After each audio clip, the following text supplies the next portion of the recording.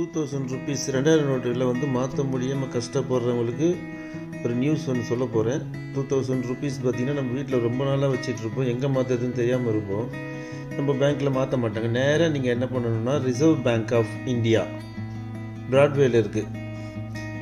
இந்த பில்டிங் பார்த்திங்கன்னா பிராட்வேயில் இருக்குது ரிசர்வ் பேங்க்.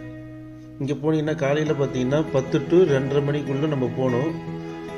மெயின் கேட்டு என்ட்ரன்ஸில் போய்ட்டு 10 to 2:30 அதுக்குள்ளே போயிட்டு உள்ளே போயிட்டு மெயின் என்ட்ரன்ஸில் பார்த்தீங்கன்னா இந்த பணம் மாற்றுறதுக்காக நிறைய பேர் சேஞ்ச் மாற்றுறதுக்காக எல்லோரும் நிற்கிறாங்க.